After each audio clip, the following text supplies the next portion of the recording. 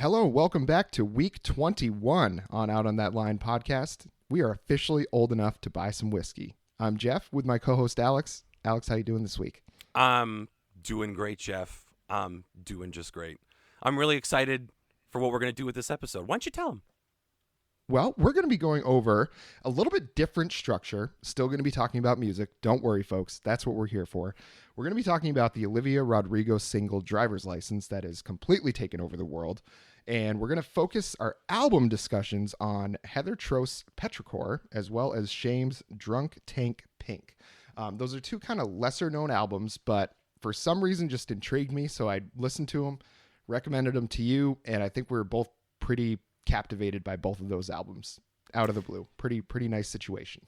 Yeah, you sent me both of those, and I listened to the first song on each album and immediately was like, okay, we are coming off of a really heavy, but I think really substantial conversation about Steve Earle and Justin Townes Earle. And like, it was a heavy episode for us to do. And we kind of talked about that in our social media and putting it out there, letting people know, like, you know, this just to warn you guys, this doesn't really have a feel good ending. But a lot of people, I think enjoyed is not the word to use, but got a lot out of it. I got a lot of people that started listening to the show purely off of that episode. Mm-hmm. So I think it's a testament to like all of the work that, you know, Steve Earle put into that album and the job we did selling it, apparently. But like after something like that, I started thinking, I'm like, what do we do to come back from that and kind of like land on our feet and get to a little bit brighter place, to do something completely conceptually different. Go back to covering two albums. It's two albums probably no one's ever fucking heard of. Mm-hmm. And we decided we were going to do consensus picks from both albums. And we're just going to like dive in and specifically focus on the music too, because these are some really musically bonkers albums. Yeah. Intriguing is the word that kept coming to mind for me when I was listening to them. But also intriguing is the response to this new single by Olivia Rodrigo, Driver's License.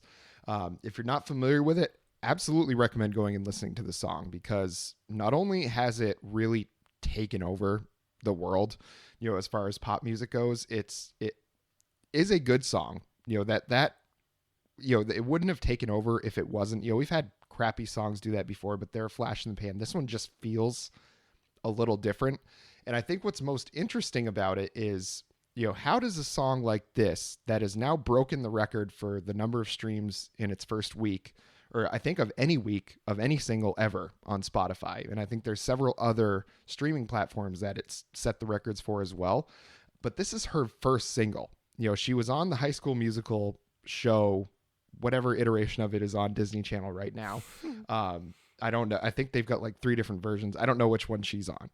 And this is her first real, you know, kind of studio recorded single that she's come out with that's not part of her being in that cast for High School Musical, and it's absolutely exploded, blown up. And I don't know if there's ever a time that we've lived in previous to this, when we've had streaming and had such easy access to the music, that this could have ever happened without it being an already established artist. I mean, just the hype seems absolutely unreal, hopefully not unsustainable for this single. It's really interesting because every now and then, like, the public, the body politic, right, decides it's going to make a song popular that like has no business being as popular as it is. Something like Dance Monkey.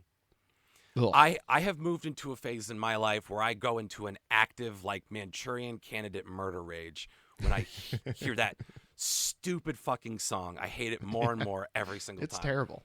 So I look at that and I'm like, Planet Earth, why? Why the fuck did you do this? But then I look at the Driver's License song, and at first you're like, yeah, it's not bad. And then you listen to it again, and you're like, yeah, it's a pretty decent song. And then you listen to it again, and you're like, god damn, I should just listen to it one more time. So you listen to it a 4th time, and all of a sudden you're like, this is a great fucking song. It is a great fucking song. I'm sorry. I know that there are some people out there that are like, 17-year-old girl, how good can it be? Specifically, what is so interesting about it is everything that you said. She's a Disney star. She was in Disney shows, also on New Girl, fun fact, by the way. Oh, who was she on New Girl? She was one of the girls in the episode where Jess is vice principal and she's trying to like be cool vice principal. And she gives the Oh, girls okay. Pepperwood. Oh, okay. She was one of those girls. She was also on a Disney show called Bizarrevarks. I am not making that up. Like, that sounds like something I would riff in a pitch meeting that is not going well. Like, I'm bombing. I'm like, Bizarrevarks. I got this other idea. They buy it in the room. It's no dog with a blog, but it'll do. Anyway, so specifically the fact that she is kind of someone out of the Disney machine. She's not on the level of a Miley Cyrus, but same kind of idea, right? Mm-hmm. Once you kind of hitch your wagon to Disney, they're going to have certain expectations. So, like, outside of those confines, she ends up making this song that, again, I like to say it's not Dylan's Masters of War, but it is way more. It has a strangely sobering take lyrically on the subject matter. Like, a 17-year-old Disney star should be writing about, like, homework's hard. Yeah, yeah, yeah. Like, that's what you've come to expect from them. Yeah. This is not that. This is actually, like, very precocious for a 17-year-old to write. Yeah. And I think, this is something more along the lines of, like, and I don't want people to think that I'm making the comparison that she's as good as any of these folks. She might end up being so. But, like, this is, if you were to hear, like, a Stevie Nicks sing this song, back in her heyday, this would fit right in. So, when we're talking about, like, the subject matter, this is not Call Me Maybe, which is was just a straight up earworm song, another great pop song, but that's a classic example of what you would expect out of somebody from the Disney world. This is not this song, Driver's License, is not one you expect from that. We've gotten some really introspective and emotional music from Miley Cyrus, but other than that, there hasn't been a lot that have come from the Disney machine that really are anything but just straight up kind of bubblegum pop music. And, while this one, immediately I was kind of like thrown off by the voice, because that indie girl voice and indie girl accent, like, really kind of grinds my gears a little bit when people do that, because it's definitely like an affected kind of thing that they do. But the lyrics are so good in this one. The story is so good in this one that it really, you can't help but look past that, and you can see that the talent is there enough that you're not really you lose any trepidation you have about what might not let you get into this song. And just it gave me very similar vibes to, if people have heard Sometime Around Midnight by the Airborne Toxic event, like, it's got that same really kind of hopeless, longing vibe to it, where you're still so close to the person, but they're not part of your life anymore, and you're still trying to kind of cope with that. And that's a very, very emotional and heavy song. And this one, I think, fits right in with that and really fills that kind of void. If that's the type of song that you're looking for, if you're feeling those kind of emotions, like, this is going to hit the spot. Well, and it's crazy because it's, like, very top to bottom, age-wise relatable. Like, I'm 31, and the stuff she talks about, I'm like, I remember feeling that way at that age, and I still get this kind of melancholy at my age. And it's something people her age can relate to. You know what I mean? Like, yeah, she is kind of a credit to her generation. I guess the Zoomers, is she technically a Zoomer? I guess. I don't. Yeah. I think she's after Gen Z. So yeah, whatever blee boo blah boo, if you subscribe to that, Yeah. that she belongs to, her age bracket, she's a credit to their emotional intelligence that we don't frequently see because it's just kids dabbing on TikTok, right? It feels weird to call them kids. In many ways, I'm still like 17-year-olds are my peers. So, but again, compliment, sorta. I mean, I'm dumb as fuck, so you have the respect of someone that can barely wipe his own ass, but it counts for more than you get at home from your parents, I'm sure. But she's got legitimate talent. She's talented, and I think when she's ready to, like, the older she gets, I think the more insight we're going to see. Compliment sandwich time, though. So I say all that. Got to do something about extreme indie girl voice. Yeah. Cupcake voice has got to go away because it's not bad, but it's totally indistinct. But when she gets worked up in this song, and there are those, like, loud, high kind of really crystal clear snarls that she does, Mm-hmm. that's interesting. If she Yeah. steers into that kind of big sound and doesn't try so much to sound like Lord doing a Jack Antonoff song, she's going to be all the better for it. And that's a compliment. It, like, Green Light, great fucking song, right? Yeah. So compliment sandwich. She's just got to like push the voice forward. Yeah. Yeah. She's got the vocal chops. I mean, clearly, I don't think you get on a Disney musical show unless you are able to sing very well. I think you're not gonna sneak your way onto that one without the vocal chops to back it up. But it's definitely, you're right. It doesn't come across like, because there's so many other people that have sang like that, and you mentioned New Girl, like that very Zooey Deschanel kind of way of singing. It's just like, I don't know, it takes me out a little bit. Thankfully, the rest of it is so good that it brings me right back in, and it really is, I think, a testament to that age group, that this song became so popular, because I never heard of it until I had never even knew that it existed at all until I saw the Rolling Stone article about it being, the most streamed song in a week ever. And I'm like, this is crazy that I have not heard a single bit about this song, but it's been streamed like 60 million times or something ridiculous like that. I mean, just an absurd number. I remember when an artist used to sell like close to 1 million albums in its first week. That was like unbelievable. There were so few people that could do that. I think like Eminem did that. Michael Jackson did that. Like the biggest names of their time were the ones that did that. Like not a Disney singer that it's their first studio recording. It's just crazy that these are the times that we're in. And think of the power that age group has, especially on the internet. No, not only just numbers wise, but as they get older and they realize what kind of power they have, like what other kind of music are they going to offer us? It's like, I think we've looked down at them as like not having a lot to say to people of our generation. But if any more of them are capable of doing something like this song, we've probably severely underestimated what they're going to contribute to the world. It's why I flipped on Eilish. I realized I was being the one thing I feared, which was a fucking square, and being like, I don't get it, so it's garbage. And then I really listened to it, and I was like, nope, you know what?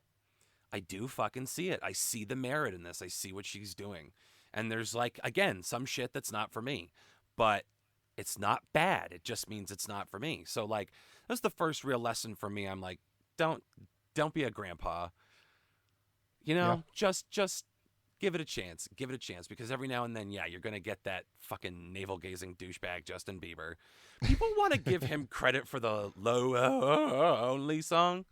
Fuck that. That's the most trite shit I've ever heard. Oh, feel bad for me because I'm Justin Bieber and I'm misunderstood. I think we understand you perfectly well, Justin. Yeah. Don't worry, buddy. Yeah, he's been famous since he was like 13 years old. Yeah, it's fucking prick. Yeah, fucking prick. So yeah, I'm gonna tell people, absolutely go listen to that. Driver's License by Olivia Rodrigo, and I think you're gonna be pleasantly surprised if you're not expecting much from. I guess she's 17. I don't know how old she is. I didn't really look that up.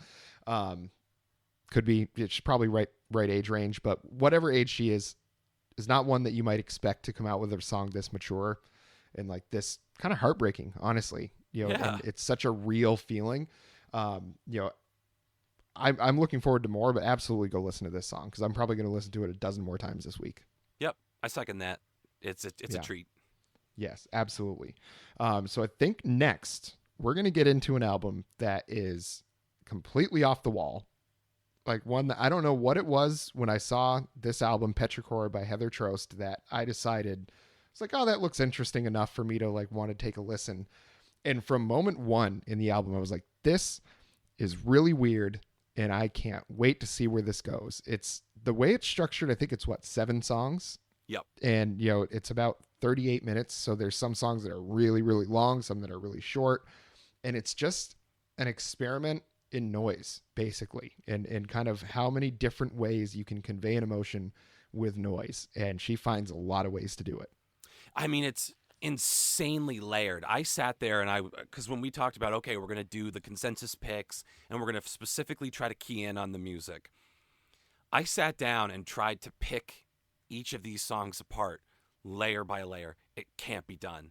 They are so densely layered and intricately woven together that you will never, ever, ever penetrate down to the gooey center and figure out what is doing what.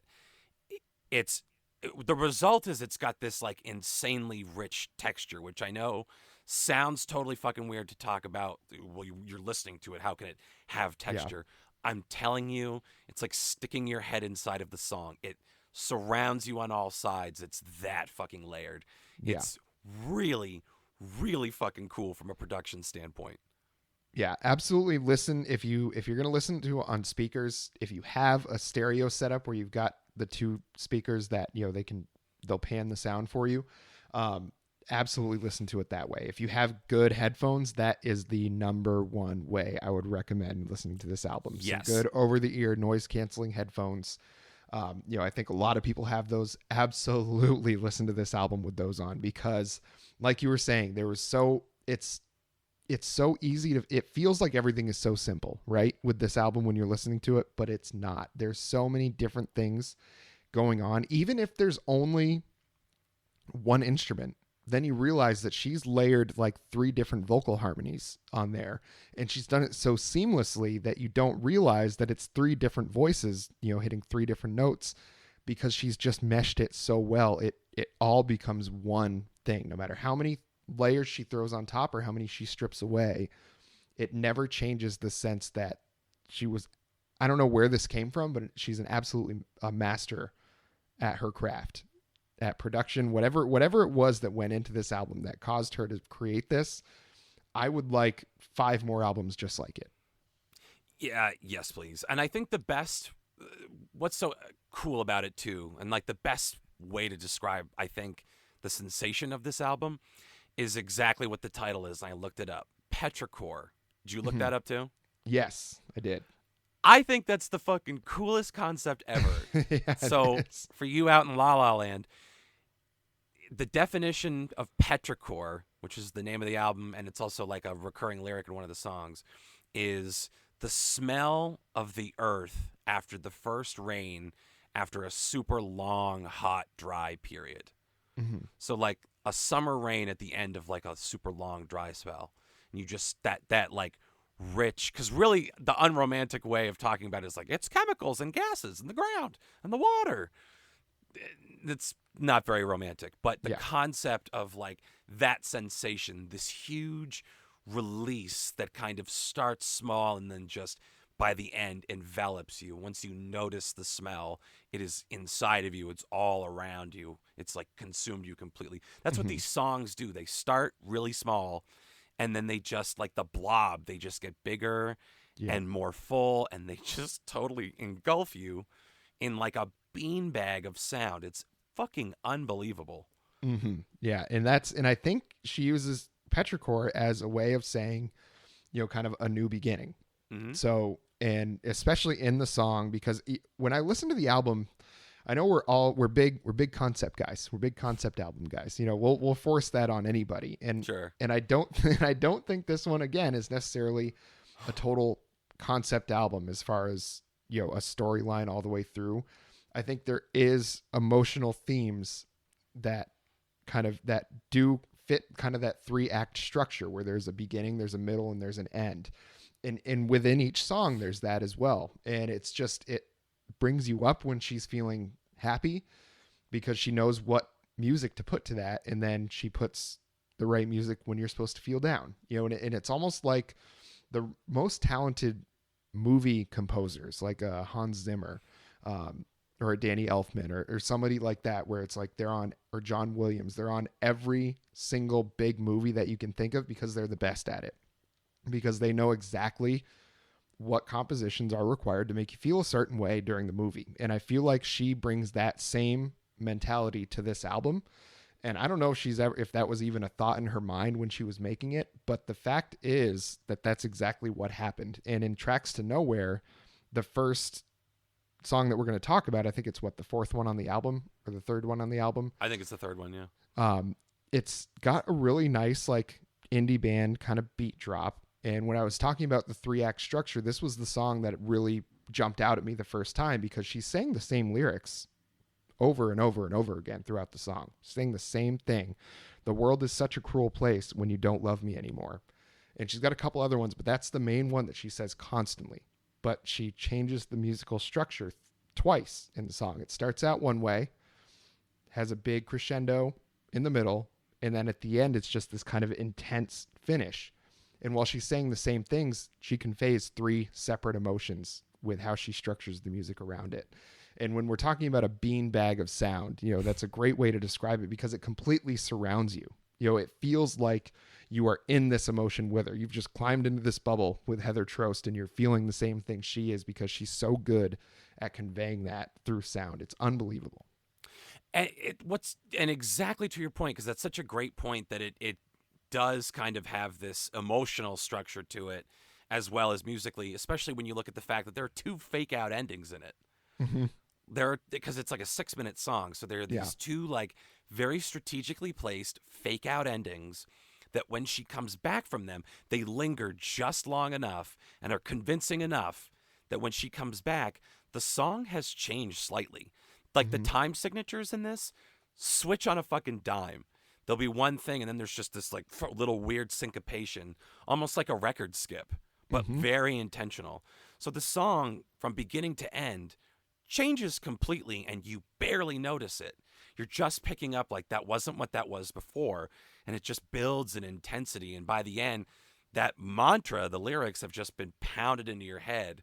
The world is such a cruel place, you don't love me anymore.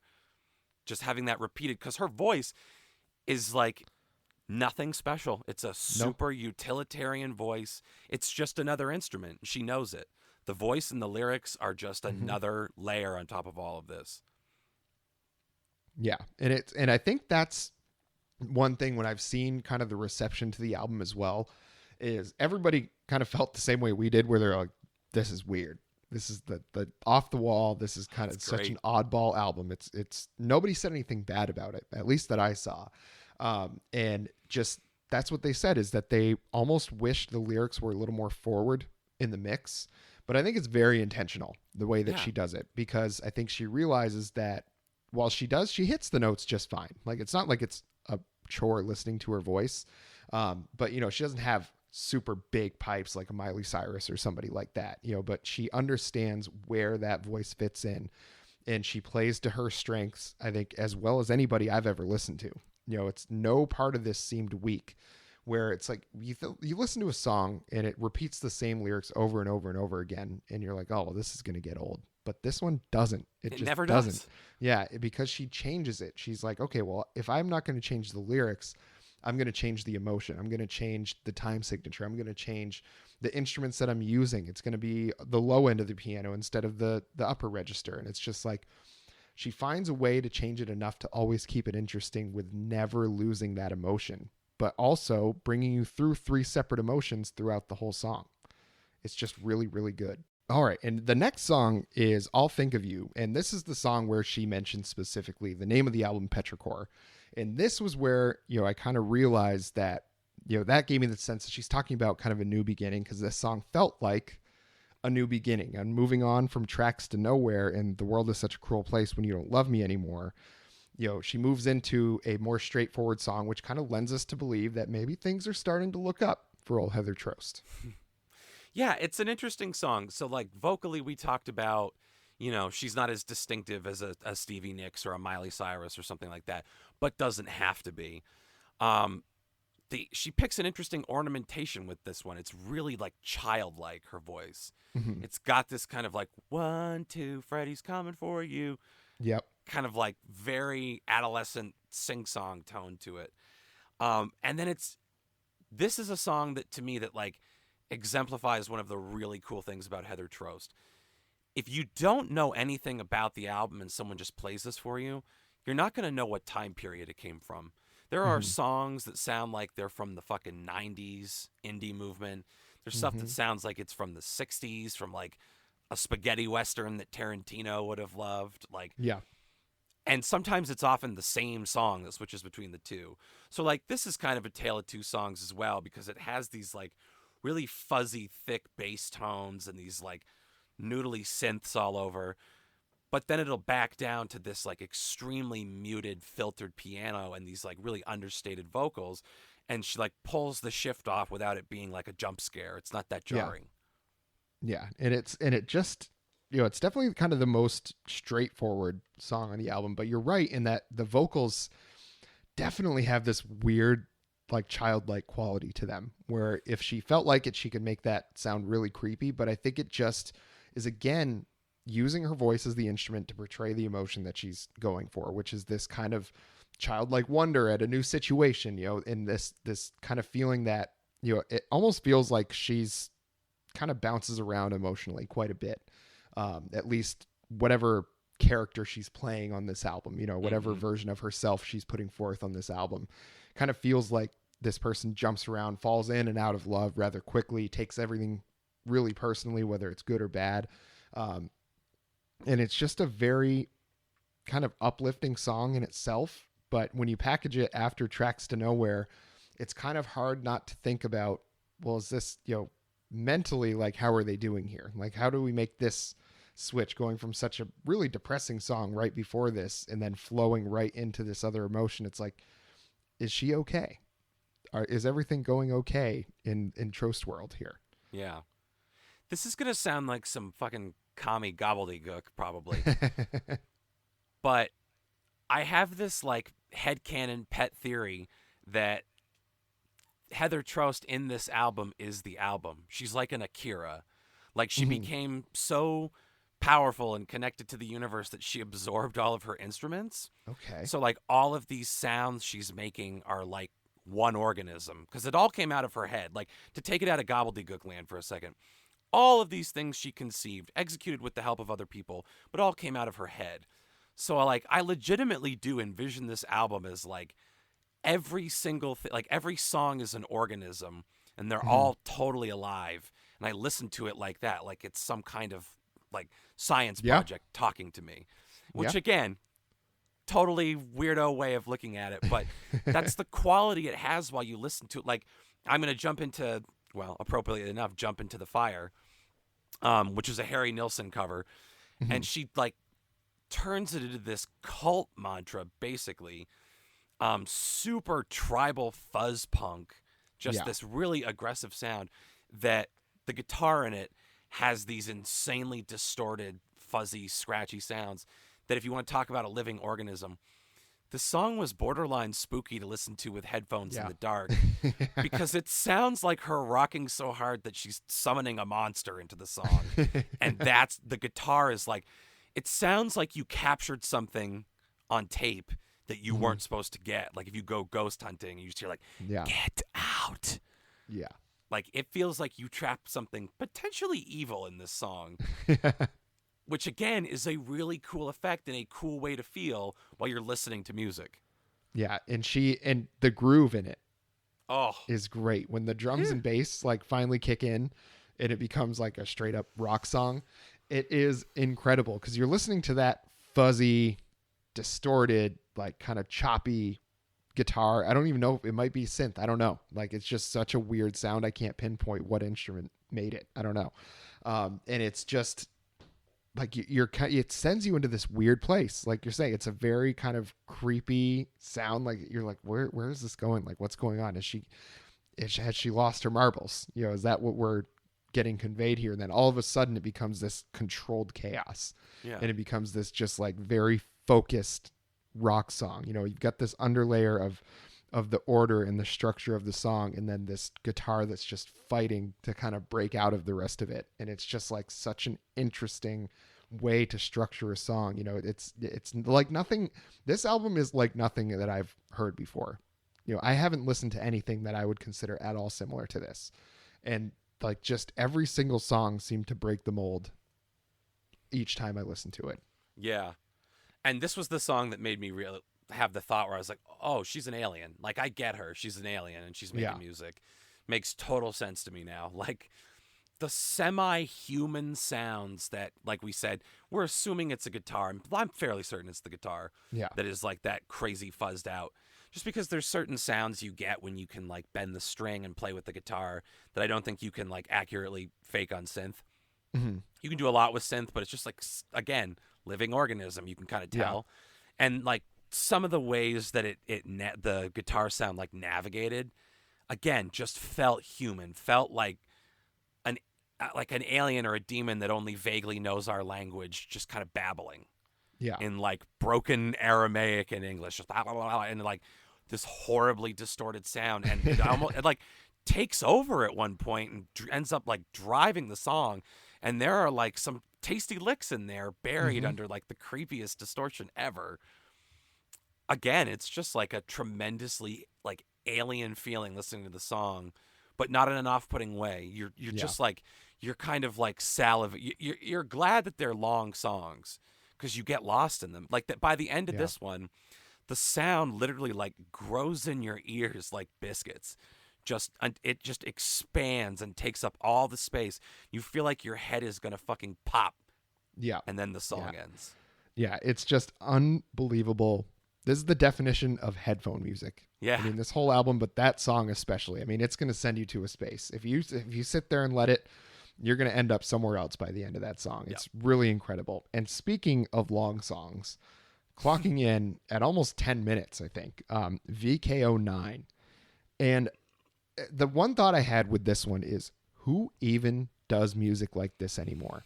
Like you had like Pink Floyd, like the Live at Pompeii album that they did, where it's just like basically they just sat around, made noise for 90% of it, played songs for like the other 10%. Yeah. You know, it's just like that. The experiment was the noise, like just saying, and David Gilmour will say till he's blue in the face that they weren't taking drugs at that period, but I mean, come on, buddy. Okay. Yeah, I'll believe that. And it's like, it's that kind of feeling I get where I'm like, where was her brain when she was doing this song? So I'm like, this is such a weird, just structure, a weird arrangement. Just like, where does somebody come up with this, especially this day and age where everything is focused on like streaming numbers and like get your single out there so that it blows up like Driver's License does. You know, it's like, that's to me what I think a lot of the goal is and what people think the goal should be. But then along comes Heather Trost in a 10-minute song called VK09, which I don't know what that's supposed to mean. And it always felt like it was going somewhere. Like it always felt like it was just taking you by the hand, being like, come along, we're going to figure it out soon, but you got to stick with me. It's like is throughout the whole album, but especially this song that's the sense that I got. I was like, well, I just got to follow her and find out where this ends. Like I got to figure out what's going on here. Well, yeah, and that's a good way of putting it, where it takes you by the hand and makes you follow. If we're going to follow my weirdo alien shit, it really does, like, it has a very cinematic sound. And the only note I was able to write, because I got so lost in the song every single time, it is galactic, like heralding the arrival of an intergalactic royalty. Mm-hmm. It really does sound like what would happen if you saw God, or you saw an alien, or you saw an interdimensional being right now in your real life. You're sitting and listening to this podcast, and time and space rip open, and something that the human brain just like cannot comprehend walks through. What are you going to do? Are you going to scream? Are you going to try to stab it? Are you going to run away? Like, what's your play? The song just kind of presents itself to you and is like, I know you don't know what's going on, but like you said, take my hand. I'll lead you through it. And by the end, you'll see what's happening. Yeah. And it's just, oh man, just unbelievable. What an absolute experience this album was. It was fucking nuts. Yeah. Where did you find this? And I just honestly, my big J journalist, personality I'm trying to really cultivate here, is that I just Google newest albums. That's it. And this one popped up. So I was like, I'll check it out. Yeah. And that had a worked cool for name. you. Yeah. Had a cool name. And so I was like, I'll check it out. I'll listen to it. And was absolutely floored, blown away. Yeah. Especially since, like, I realize it's a bit of a transitive property here, but her husband is Jeremy Barnes, who was the drummer in Neutered Milk Hotel. I fucking absolutely hate Neutral Milk Hotel, but I understand that a lot of people consider it influential and good. Mm-hmm. But like he was the drummer in that, and I'm kind of like naturally predisposed not to love that up its own ass, like shitty lo-fi indie stuff really anymore. There was a time, like I think I've talked about, where I'm like, Neutral Milk Hotel's good. Yeah. And then you listen more and more and you're like, it's really not. It's really not. So like, had I gone into it knowing that she was a loose associate of Neutral Milk Hotel, I might have been a little jaded hipster asshole about it. So I'm glad I didn't know that from the onset. I'm But glad you didn't like look into it and find that out, because I mean, this was, and then when I listened to it too, I was like, this is going to be excellent for the pod. I didn't even go into it listening like, oh, well, let me go ahead and like find something for the podcast. Like, it was not my intention necessarily to do that. I'm like, I just need to get myself back in the saddle of like finding new music constantly, because I get in the habit of just like listening to the same things over and over and over again. I'll listen to Coheed and Cambria ad nauseum. Fiance of the pod, Marlo, will tell you she's probably about sick of hearing Claudio's beautiful, captivating voice constantly. I listen to Tyler Childers all the time, Sturgill Simpson all the time. I have the same rotation of artists because they're all good. Like, I'll never stop listening to those, but I have a hard time kind of breaking out of the cycle and discovering new things and just like finding a way, like, where do I go to find new music? So I literally was just like, well, Google tells me everything else I need to know in my life, so might as well let it tell me this too. And just found it. And it was the same way that I found the Shame album, Drunk Tank Pink. Like, never heard of either of those, either Heather Trost or Shame, but man, oh man, what a couple of gems. Yeah, I mean, I guess as far as Heather Trost, Petrichor goes, I say fucking stream it. Duh. Yeah. Get yourself some headphones on, maybe a nice left-handed cigarette, and stream the hell out of that, because see where the night takes goodness, yeah, what a journey that album is. Mm-hmm. Yeah. Now, let's just move right into Drunk Tank Pink by Shame. This one, sonically, night and day from Heather Trost. This one is much more, straightforward, kind of rock and roll at first listen. It's very British, and I think they're from like South London or something, the band Shame. They had one album before, and you and I specifically did not go listen to that one because, and we didn't even discuss it. It was for the same reason that we didn't want to try to kind of paint Drunk Tank Pink in any sort of light at all. We wanted this one to be totally pure, uncut. We wanted to make sure that this one was a listen that we gave it our full attention without any sort of preconceived notions about what it was supposed to be. And again, was absolutely blown away by this album. Yeah, I mean, here's the thing. So British music has this weird, I guess you would call it laddish culture around it, which is basically like, I drink, I fight, I fuck, I go to the pub with the boys and throw darts. And like a lot of that's kind of reflected in the culture around the music. I'm not saying it's axiomatic, right? Like, oh, that's all British music is. But there is a subset of the British music scene that has those kind of like, I guess for us it would be fratty or broy, and it's laddish for them. And I think in a lot of ways, as much as the 1975 are like, no, we're sensitive, sad boys. But they talk about like how laid they get, and like, I spent a summer tangled up in your arms, and you left your panties in my car. Like, they're not above doing that, right? So, a lot of the music kind of has this like culture of posturing that I really didn't see present in something like Shame, which aesthetically, as a post-punk band, could have been so far up their asses that it would have been unlistenable garbage. And instead, they take the most like relatable tact ever. At no point did any of these lyrics feel contrived to me. Some of them are off the wall for sure. Yeah. But I never was like, he had to pull that out of himself to write this. I believe this all just came tumbling out fully formed. Yeah. And is the better for it because it's clear-headed, it's interesting, it's relatable, and it's not about a douchebag, unattainable rock star lifestyle. I read an interview with them. They're very consciously against that image. Yeah. And it's funny because it's like there's so many British bands that are very much like love that rock star image. Like Arctic Monkeys, it's immediately sprang to mind when I listened to this album because it's got that same, Arctic Monkeys can get fast and heavy with their music, and they're very good. Like, I'm not saying anything bad about the Arctic Monkeys, and I think eventually, if they come out with a new album soon, they'll be on the show. Well, not the band, the album will be, maybe the band, we'll see. Shows how much you know, Geoff. Yeah, maybe the band. But Alex Turner, the lead singer of that band, like, likes being the rock star, likes being that character. He might be like a little bit reclusive, but he definitely likes the attention. and he definitely wants to play that up. And there's, think of Oasis, probably one of the biggest British bands of the last 30 years. The Gallagher brothers loved being rock stars, so you're right. There's that sense of the biggest British bands. Like they really like that feeling of, going all the way back to the Rolling Stones. Like Mick Jagger is probably one of the greatest showmen in music history, as far as just like not necessarily being the most talented singer, but one of the greatest frontmen that you'll ever see, because it's just that attitude. And never got that sense from this record. I never got the sense that they were anything but a band wanting to make real, honest rock and roll music. And they strayed a little bit away from rock and roll, more into punk, sometimes more into just like kind of ballad type territory. But it's definitely just such an intriguing listen.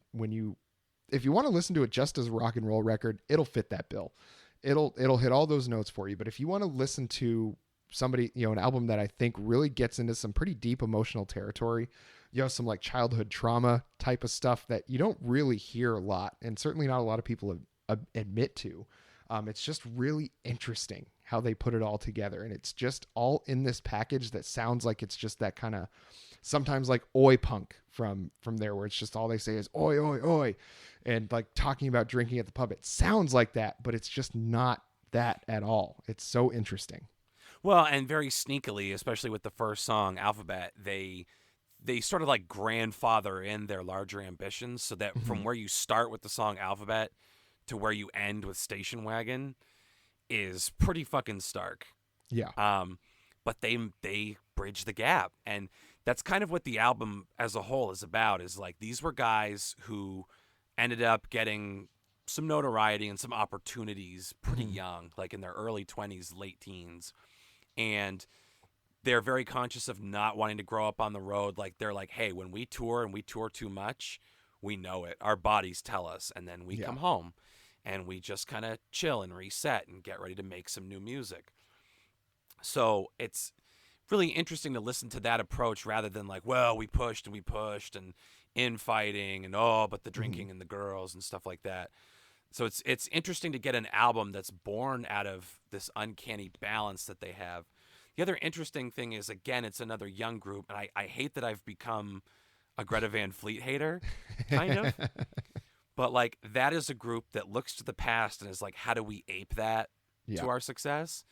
And Shame kind of looks to the past and goes, we've got it from here, thanks. And I'm not calling Mick Jagger a poser, but I think a great deal of who he is as we know him had to be some invention, get out in front of the nerves, create a persona that's going to grab people.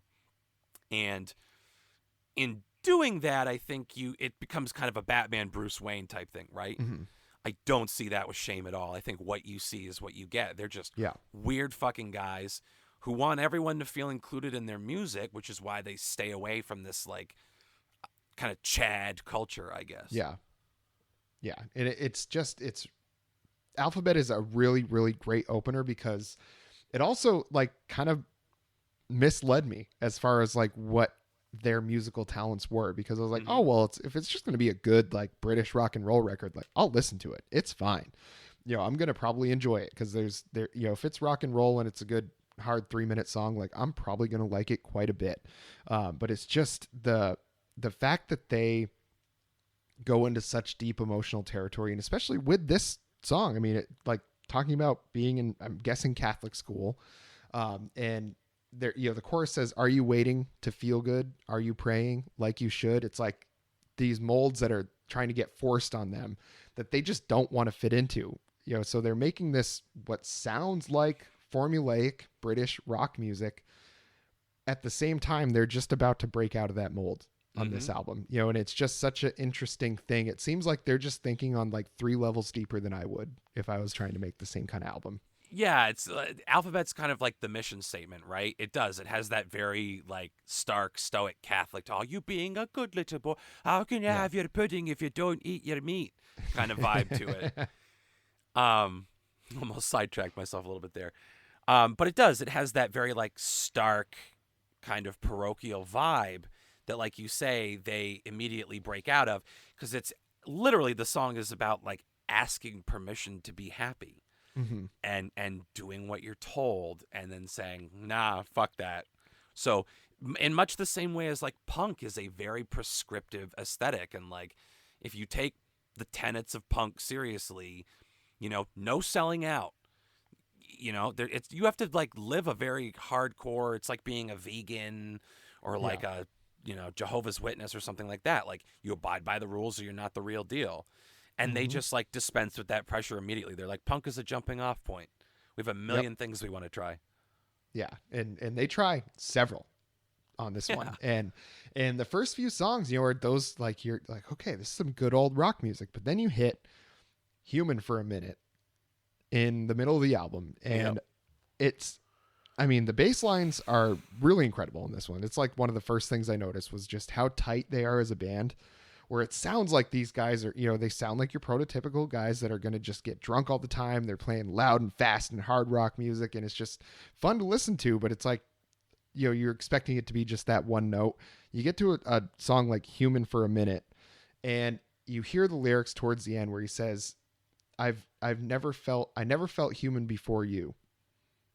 And it's like, it's all of a sudden you realize that there are some real deep emotional issues that they're all trying to work through when they make this music. And it's a song about, not feeling like you belong, not feeling like you have a place in the world. And then all of a sudden, this person, this ray of light hits you and makes you feel like you're a part of it. It makes you feel like you belong and like you have something to offer the world, in a way that you haven't felt that before. And whether they know that or not, it may have been that they just held the door for you. You know what I mean? I get the sense that this is written from a perspective of somebody that's really, kind of an introvert, almost a shutaway, somebody that really doesn't spend a lot of time out in the world because they've consistently gotten hurt by the world. And then all of a sudden they see this ray of light, this person that just shows them like you matter. You're worthy. You have a worthy place in this world. And it's just such a weird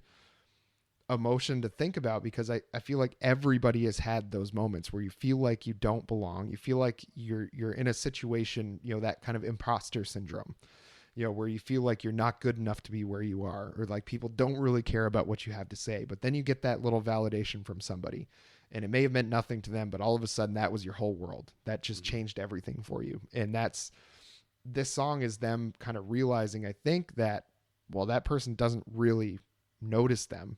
They changed their world. So they brought them all of these positive emotions, but them not reciprocating them back is now taking away all those emotions. And it's such an interesting kind of way to write a song where it's not just a typical love song. It's a love song and then it's not. It's the person that took you from Kansas and black and white to Oz and Technicolor, and now they're going away and you're horribly codependent. It's kind of like a last ditch effort sentiment there. I never felt human until I met you. And I'm not trying to be glib, but like, there's certain people who are disturbed enough to be like, if you leave me, I'll kill myself. This is a far less glib of expressing that same sentiment. Like, if you go, I won't feel human anymore because I didn't until I met you. You changed everything for me. And all of that content on top of like, I didn't know Darkwave could be this funky. Like, this is synth pop with the absolute fattest ass bass going through it. Holy shit. It is smooth. And his voice is like a honey glazed ham in this song, just laying it on thick. It is a really like pleading. It's like, it would have like a sexual undertone to it if it wasn't like quite so desperate, because it's just this thick kind of heroined out sound of someone who's like may not be, the effect is kind of like they may not be in their right mind. Like, I'm fucked up, I've been drinking because you left, and like just kind of making that last stand, perhaps not in your best state of mind. It's really interesting. Yeah. And I think it's just one of those things where it's, you feel just like Heather Trost did with the emotions that she was able to convey, and I think they do it more directly. Shame does it a lot more directly with their lyrics than Heather Trost does with her music. But it's just that feeling. Yeah. Like you said, it's just this person feels a little unhinged. Like they were given the spark, somebody lit the flame of them like wanting to get out in the world. And then if you don't reciprocate that, and it's not as, and that person, I get the sense that person didn't even know that they did that for them. It was just like maybe that one weird happenstance where maybe they dropped something and they helped them pick it up, and they were just not used to the world treating them well and like somebody helping them out. And all of a sudden, they saw the world in a new light, and that was the person that did it for them. It's like, it's almost like they're saying, you're responsible for me being here, so you're also responsible for how sad I'm going to be when I fall out of this place again, even though that person really bears no responsibility for either emotion. It's just that really kind of maniacal obsession with the one thing that you can't have. That's so common in so many songs, but they do it in such a way here that it's like just kind of refreshed. It's just an interesting way to look at it. Mm-hmm. Yeah, and then again, like we kind of picked strategically placed songs throughout the album, right? Mm-hmm. So Alphabet obviously is the first track, and then Human for a Minute is around the middle, and then we picked the last song on the album, man, Station Wagon. Holy fuck. Again, if I'm going to do my weirdo stuff about, transversing dimensions and stuff like that, by the end of this song, you feel like you might have accidentally opened up a portal to hell. Yeah. Like, I took a very specific note about it. Oh, yeah. Okay, so my overall note for the song is, this goes from a relatable idea of, like, I don't know, maybe making out with someone in the back of a station wagon, but then you accidentally see a rip in the time-space continuum, but it also might be hell, so you have a full-on psychotic break. Enjoy the event horizon. Yeah, it descends into chaos, straight up. Like, there's no other way to describe it for me. Because, again, it really does just start off kind of unsuspecting, and you're like, okay, where is this going? Station wagon. There's a lot of imagery, again, about like laying in the back of the car, looking up through the window at the stars, and then the lyrics kind of start to get a little more like free associative, right? Mm-hmm. So it starts off concrete. We're in the back of the car. We're looking up at the stars. I see clouds. Bring me that cloud. And then just the lyrics just keep going in different directions, and you can't really necessarily follow it. You're like, what are you doing? And then you put yourself in that situation. Imagine if he was saying all of this out loud to you, right, while all of a sudden the sky turns blood red all around you. It's a really unsettling feeling in the best possible way. You close your eyes again, put on the headphones, bump this up, and just like visualize, put a visual, whatever comes to your head, to what he's saying, and eventually screaming at the end of the album. It is so fucking weird and such a cool experience. Yeah, and you can't even hear the last few lines. No. Basically, because the music has descended, like I said, it just absolute chaos. It is just noise on noise on noise on noise, and it just like the way it all builds up, it's just it's this guy is just working himself up into a frenzy. Clearly, I kind of took the song as like them being in a station wagon, but they've taken some drugs. Mm-hmm. That too. That things are just starting to spin out of control on them, and certainly feels like maybe some heavy psychedelics, some like mescaline or something like that really sends people off into another universe, because it's just like all of a sudden you feel like they've just grabbed onto this emotion, this like thought, and they're gonna. He doesn't feel like you're listening enough, so he just gets louder and louder and louder, and the music gets angrier and angrier and angrier as it goes along, and it's just all of a sudden it's like it feels like when you're wearing headphones you're getting attacked from all sides. Yeah. And you just I didn't know really what to do with this song, so I just listened to it again and a third time after that, because it's just like how it goes from where it starts and you're thinking, oh, this is just a nice, simple little album closer, a nice way to come down. And then it is anything but that. All of a sudden, you just are launched into this place where it's just, you feel every single bit of anger that he's got, every bit of confusion that he's got through this whole album. And it's just, I just send a chill down my spine. Like by the end of it, I'm like, this guy is about to lose his marbles. He just like completely leaves reality. He stops like saying anything coherent and gets to a point where Bob Dylan would be like, well, goddamn, can't make heads or tails of this, man. Not a good Bob Dylan, whatever.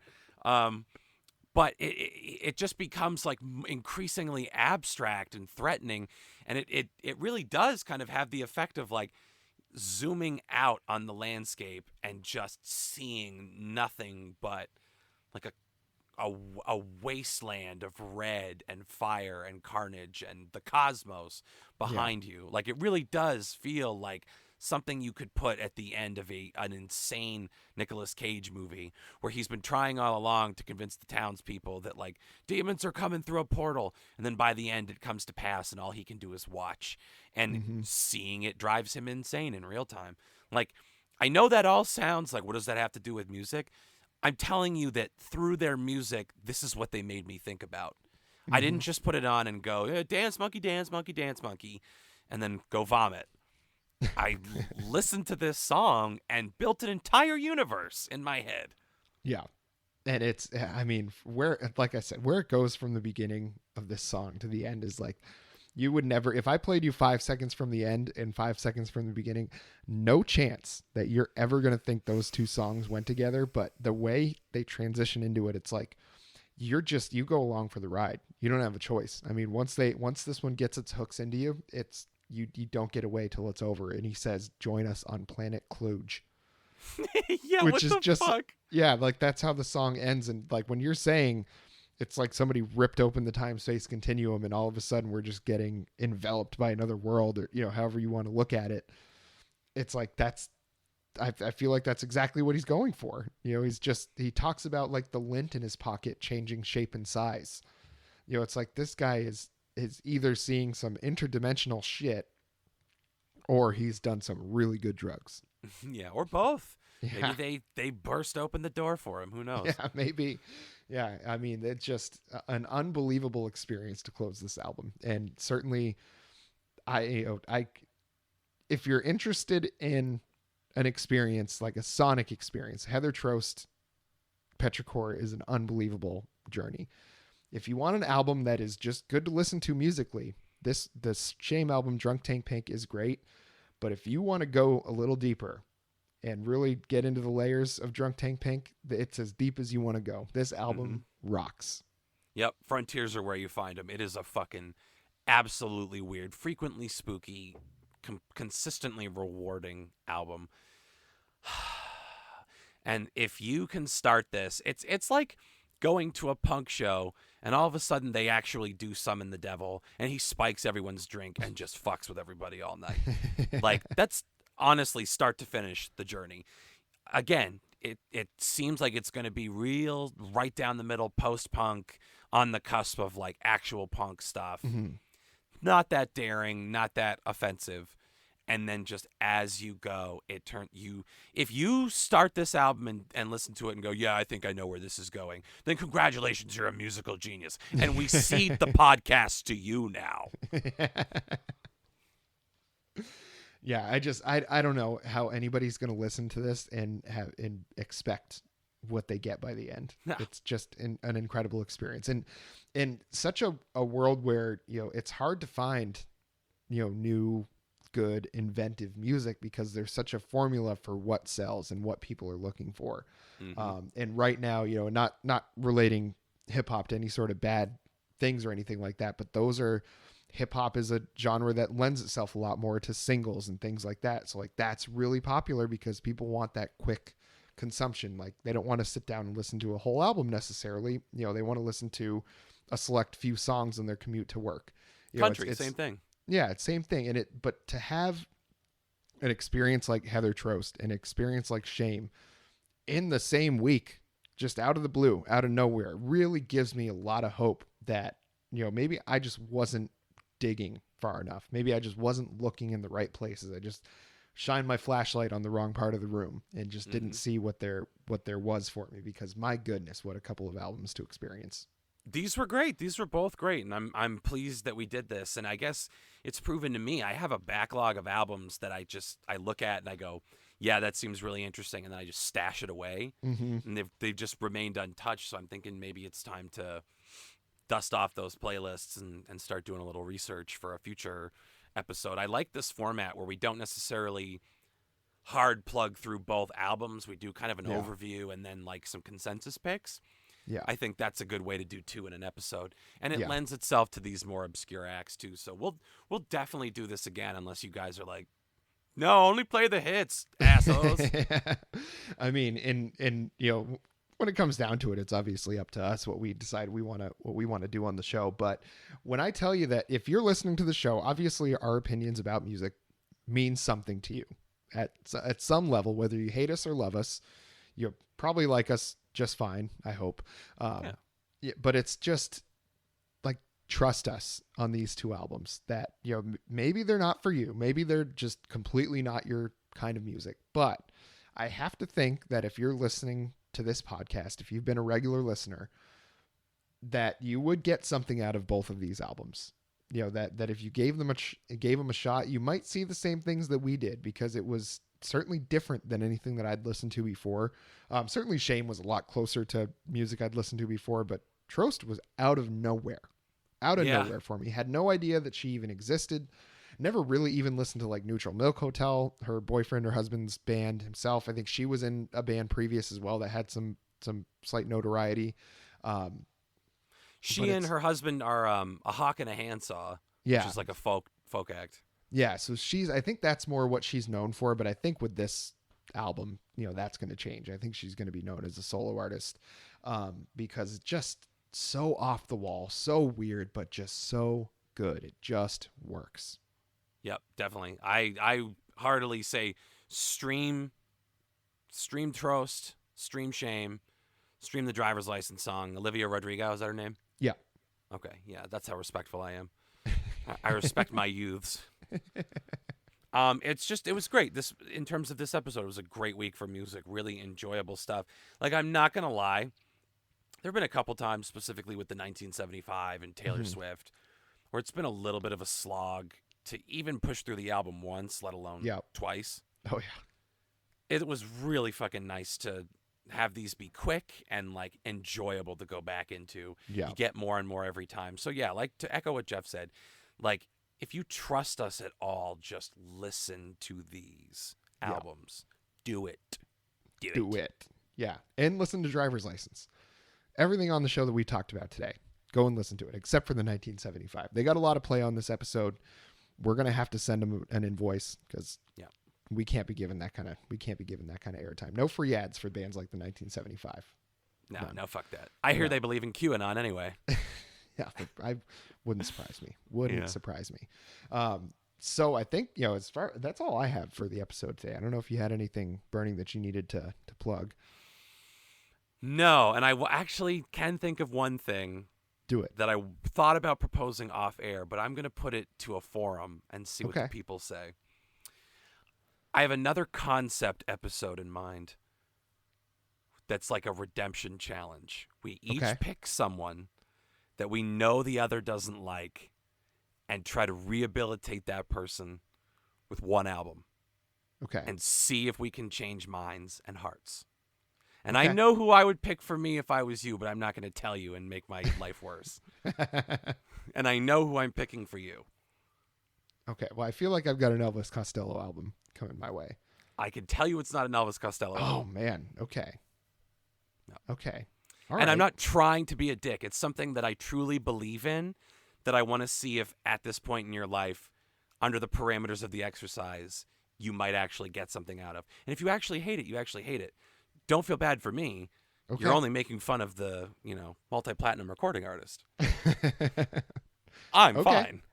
Okay. I will. I think that sounds good. I'm going to have to really think about, because you're a lot more amenable to music than I am. So I got to really think about what ones you don't like. Yeah, that's why I'm not telling you my one. And I'm not saying we have to do it next. I'm just saying I think it's a fun thing to think about. And then at some point we'll just drop it.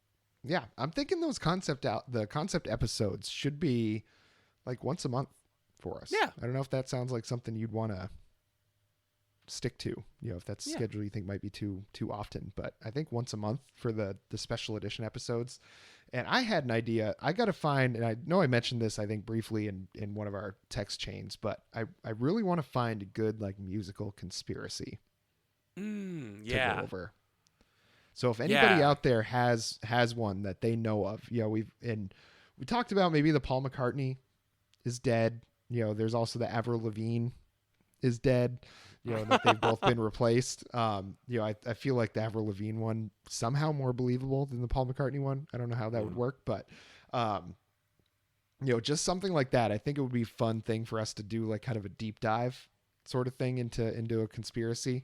So if anybody out there has one, just let us know, because otherwise we're going to pick probably one of the more famous ones. And if you have one that's really interesting that you don't think we've heard of, hit us in the DMs or email us, whichever is your preferred form of communication. Because, we want to have fun with those concept episodes. That's our chance to kind of break away from our normal mold, and really get into something a little different. Yeah. Like we got to do our Eddie and the Cruisers episode at some point. Oh yeah. I'm going to say, like, folks, go ahead and watch Eddie and the Cruisers now so that you're ready for when we eventually do that episode. You'll be ready for it. Yeah. And I'm going to take like serious notes on it and stuff, because it's been a while since I've watched it. I just remember being goddamn delighted when we watched it. Everybody expects, I think that movie gets the same reaction as Field of Dreams for a lot of people. And, not to pick another of my favorite movies or anything, but it's just one of those ones people look at it, they're like, oh, isn't that movie really cheesy? Like, I don't think I'm going to like that movie. It doesn't seem like one I'd be into. But then you watch it and you realize the character building, the stories that you get from it are just so perfect. They're just perfect movies. There's more going on there than you realize. Yeah, like Watch Roadhouse. the movie. Yeah, people are like, isn't that a just cheesy 80s movie? It's like, no. If you believe that, you'll never get what you need to get out of Roadhouse. You best step correct, because that's the patron saint. Swayze occupies the Out on That Line podcast. Yeah. Our logo, the neon sign, like I think that's the name of the font that we use is Roadhouse. The font is Roadhouse Neon. Yeah. So that when I thought of it, I was like, okay, how do we make our logo like the Double Deuce logo from the movie? Yep. That was, and Alex's artistic skills came through just perfectly. I just did a little Italian chef kiss there for you folks at home that aren't watching. Hey, forget about it. We're going to fix that problem soon too. Keep your eyes peeled. Yeah. Okay. So I think that's good. Again, like, let us know your conspiracies. Let us know your album suggestions. We want them all, whether they're new, old, ones we've heard of, ones you think we hate, doesn't matter. Just send them in. You can find us on Instagram, Out on That Line, Twitter, Out on That Line 1. Email us, outonthatline@gmail.com. You can leave us a nice little voice message on Anchor. If you just want to tell us off, you want to tell us how much you hated something we said on one of the episodes, we don't care. We just want to hear from you. So just get in touch with us any way you can. Was there anything else from you, Alex? I got nothing, Jeff. All right. Excellent. Well, folks, till next time.